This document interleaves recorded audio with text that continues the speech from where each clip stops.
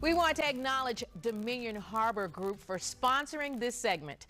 This group serves many of the world's most innovative international companies. So today we're calling all business owners because we have someone here to help with transforming your own IP into revenue and helping your business grow.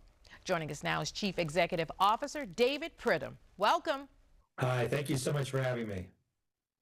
All right, David, let's start off with how our business viewers can nurture IP within their own company and make it marketable. Sure. Well, it's a very interesting on-point topic for today. If you look at the current economy, it's really driven by intellectual capital, intellectual property. Think patents, think copyrights, trade secrets. And so our company, based here in Dallas, been around for about 15 years now, is directed at helping companies determine what intellectual property they own and then take it to market, either through their products or with partners.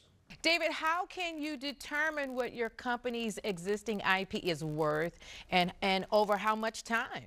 Well, that's a great question, and that's a hard thing to do. In the past, companies invest a lot of money on the intangible line of their balance sheet for intellectual property, and they really don't know what they have. A company like ours goes in and helps companies weed through all of that. And really what we do is we look at their patent portfolios, and we look at their trade secrets, and we help them determine who in the current marketplace is either using those patents or could use the rights to those patents. And we really focus on a couple of distinct markets. One is the primary market that the company that is our client is in, and so, you know, for example, with Apple, it's smartphones, so that's a company that has tens of thousands of patents directed at the smartphone.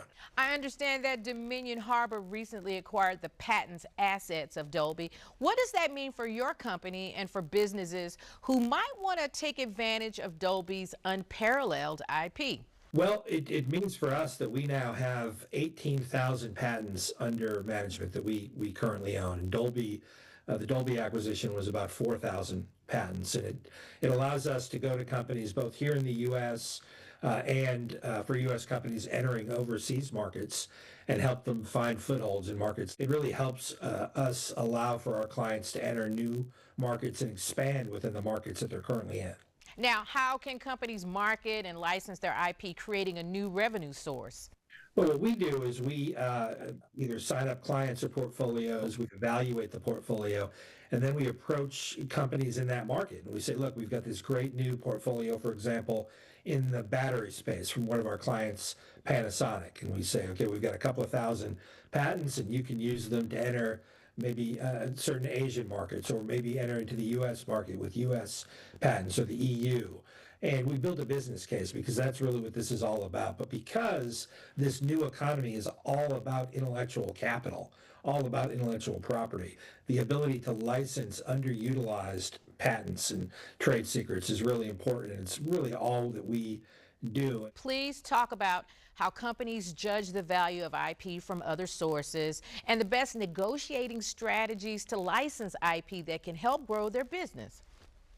Well, these days with AI, there's a lot of confusion about intellectual property. You can go in and try to evaluate certain patents or certain companies' patents, and it's very difficult to do. We have a proprietary technology platform that cuts through that and allows you to go in and rank patents and compare them to other competitors or other companies that you want to do business with. And really, it's a game changer, what we've developed. David, thank you so much for all of that wonderful information for businesses to take advantage of. And guess what? We're going to have all of this information linked up on our website at CW33.com. And again, this segment was sponsored by Dominion Harbor Group.